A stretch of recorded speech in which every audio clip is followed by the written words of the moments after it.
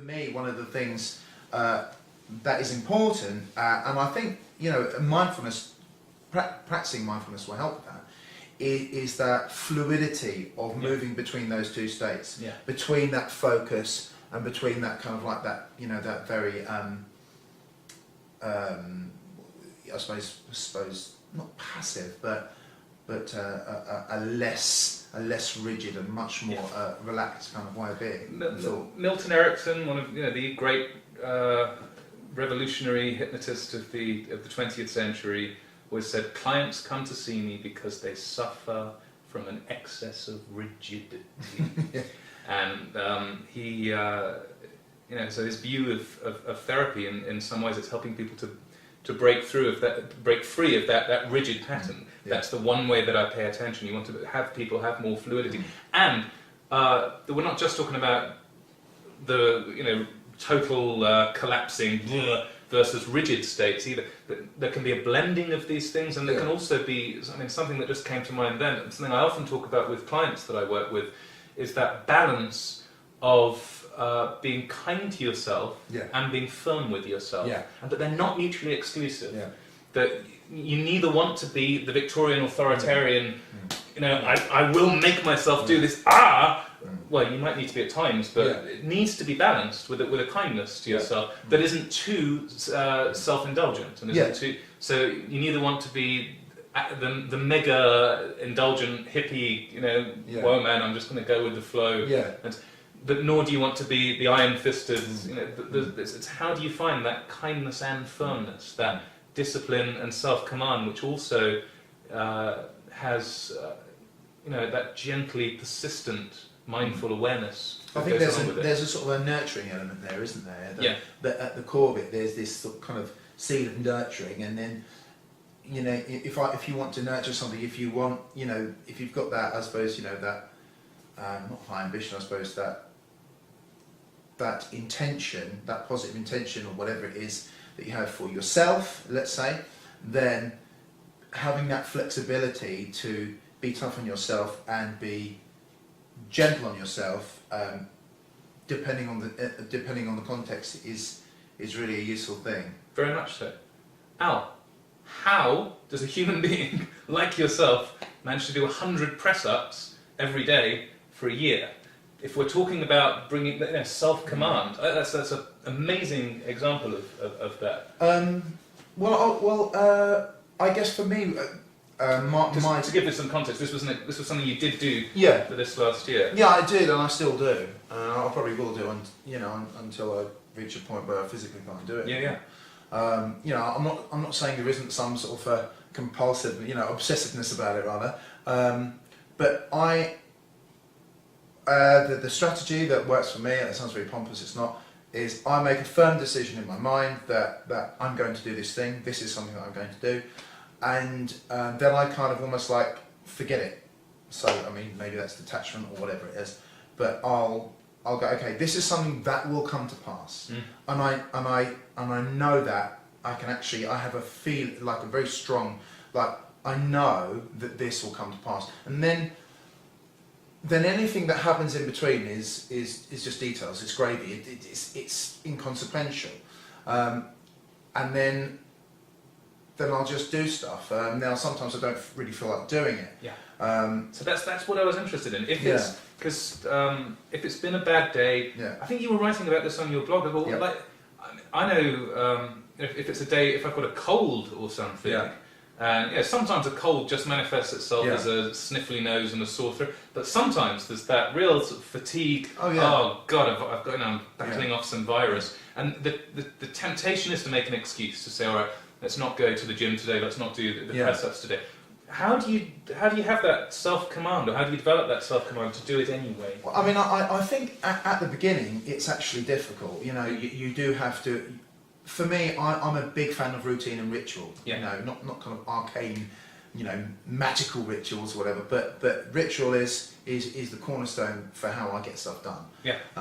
And routine, making things routine. So the first thing you want to do is make something a routine, but create a scope. So I know that I've got 24 hours to do these things. Sometimes, at the beginning, I would do 10 press-ups in the morning or something and 10 later or whatever. Nowadays, I leave it towards the evening, and I'll do it at the evening. But there is still there's an element of rigidity where I'll say, this is going to be, this will come to pass. And then within that is the scope of when I do it. Yeah. So it's like a firm decision, it's going to happen, and it's up to you how it happens. You know, but it's going to happen.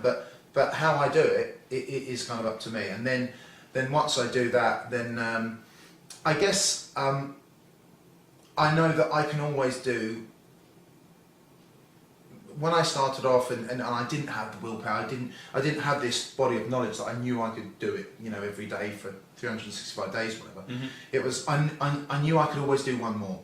I might have to rest 5 minutes, 10 minutes, an hour. Sometimes I did, but I knew that I could always do one more. And so it's getting back to what you're saying about that persistence of I'm setting myself a scope, and so there is an element of rigidity, but within it there is choice, you know. So it's almost like being very sort of vaguely directed, you know. But you know how you do it, how you tidy your room is fine. It's up to you, if you're for my son. But you know, just as long as it's tidy. Yeah.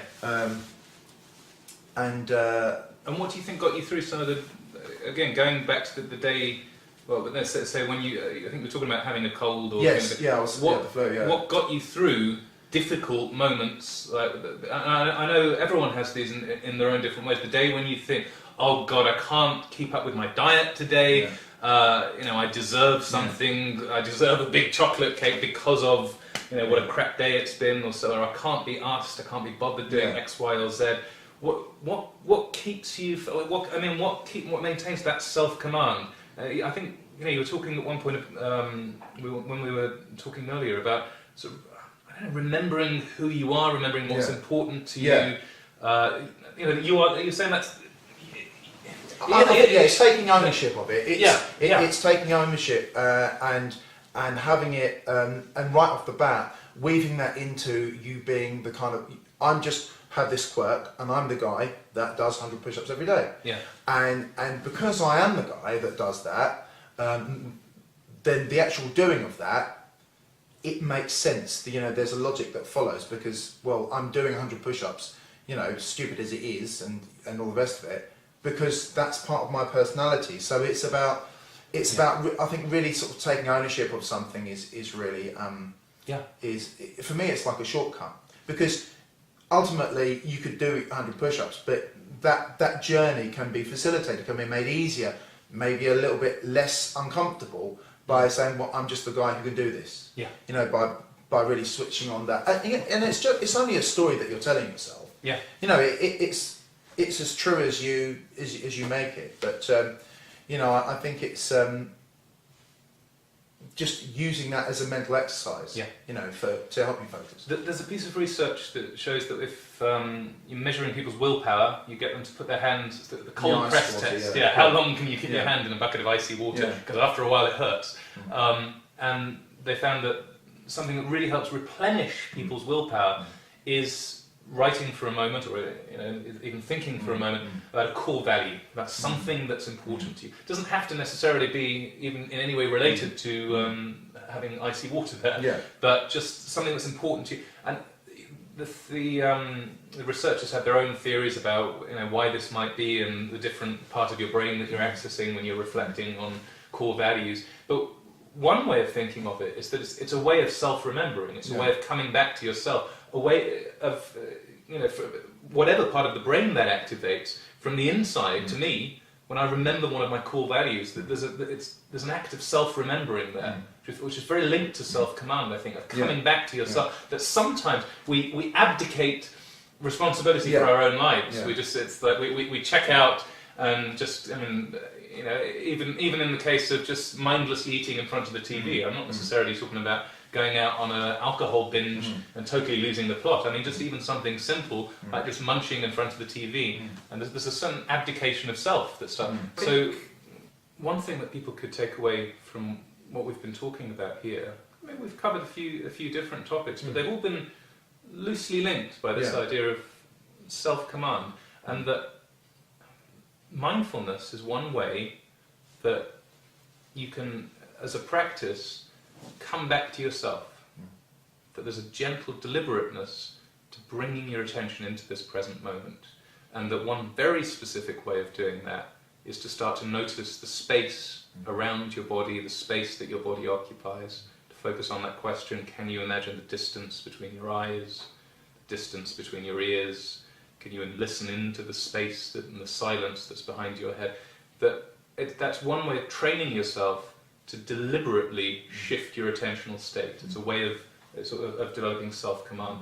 But at the same time, that doesn't need to be something that's always done in a very passive, witnessing, mindful, meditative exercise. That in the midst of action, or in the midst of deciding that you're the kind of person, and knowing that you're the kind of person who's going to do their press-ups for that evening, it's whatever mood you're in, there's that same coming back to yourself. And I think, to me, it feels like it's the same quality of, I mean, it might not feel gentle. Gentle has, nice softly connotations to it as a word, because of course if you're about to do 100 press-ups, you don't do that gently. There's come on, I'm doing it. But still, before that, there's that moment of self-remembering, right, I'm going to do this. And I think you were talking about earlier that balance, that being a good parent to yourself. Yeah. It's got the discipline. You've got a disciplined attitude, but there's also a softness and a gentleness as well. If you are going to do this, and it's not. No, absolutely. I mean, it's like there are the parameters, but I'm operating between those parameters, between that scope. So some nights I might rest for 5 minutes in between, like a block, and some I might push it. So I'll push my limit. So I'll only have a minute or 30 seconds or whatever. But I give myself the freedom to do it how I want, but it gets done. And that's something that works for me. So there is a sort of rigidity and I suppose a fluidity within those two things. So there's some ideas there. There's some exercises that we've been talking about. It's all around this idea, this theme of developing more self-command, developing more self-control. But without that meaning, the rigid Victorian cliche of self-command, isn't it? But I think there's something incredibly valuable there about a goal for personal development, a goal for life. It's not about being super confident all the time. It's not about being slumped, trying to vegetate in some deep tranced out state most of your life. But having that flexibility and that balance, how you pay attention, being able to shift your attentional style, and having a balance and flexibility in how you manage yourself, using both kindness and firmness, being a good parent to yourself, and ultimately having more self-command and self-control and self-remembering of coming back to yourself. Definitely. Good stuff. Okay. I have enjoyed this discussion, Al. So have I. Let's do more of them. Yeah, let's do more of them. Okay. I've been Alan Whitton. I've been Joseph Kao. We've been remembering ourselves. Yeah. And on that bombshell. See you later. Cheerio.